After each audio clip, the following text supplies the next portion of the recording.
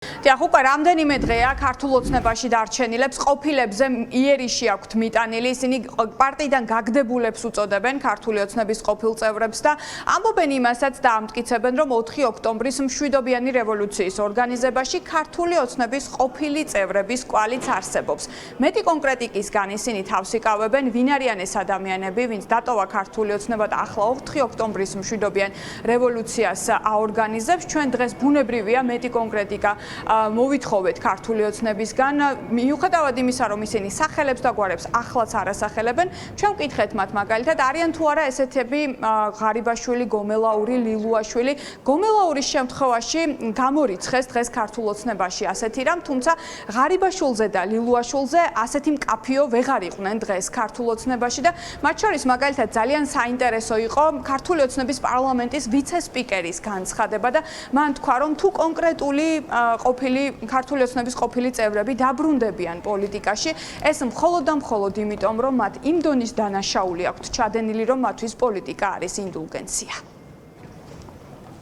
ქართული ოცნებიდან წასული მით უმეტეს მოქმედი წევრის ეს ისეთი ნაბიჯი, რომელიც უკავშირდება ხაბეიშვილთან, ხაბეიშვილის ინტერესებთან, ან ნოლეთა სექტასთან გაერთიანებას, ვერ წარმომიდგენია. ღარიბაშვილისგან მე ყველავისგან, ვერც ღარიბაშვილისგან, ვერც გომელაურისგან, ვერც ლილუაშვილის, ვერავისგან ვერ წარმომიდგენია, რომ იმ ხელაზე შეიძლება დაეცეს.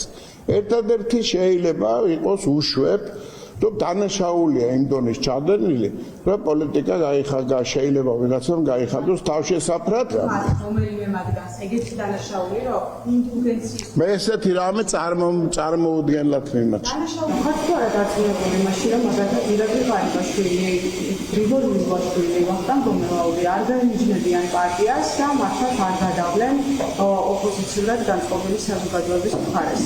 კონკრეტულ გვარებს და სახელებს არ ვსაუბრობ, იმიტომ რომ ყველა ადამიანი თავის თავზე აგებს პასუხს. მე კრებსითად ნებისმიერი ადამიანი, ვინც ქართულ ოცნებასთან უბრძოლია და გულწრფელად ყოფილა ამ ბრძოლაში ჩართული, მეეჭვება, რომ ოდესმე თავი დააფილიროს ამ ბანდიტურ დაჯგუფებასთან.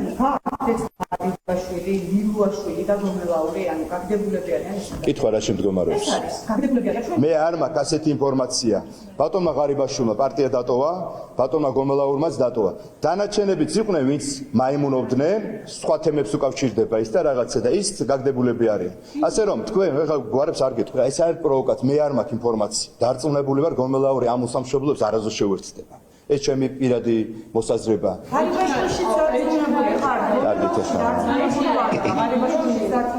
ზანეთ. არის მოცემულობა რადიკალების მხრიდან, რომ გუნდში დისონანსი შეიტანონ, აქ რაღაცა არეულობა მოაწყონ, თითქოს ვიღაცას აქვს რაღაც კონკრეტული გეგმა ყოფილ წევს ქართული ოცნებიდან და ჩვენ გაქვთ იმედი, რომ ღარიბაშვილი და ლილუაშვილი არასდროს გაემიჯნება თქვენს პარტიას და არ გადავლენ ოპოზიციის რიგებში. მე გაგაცით პასუხი.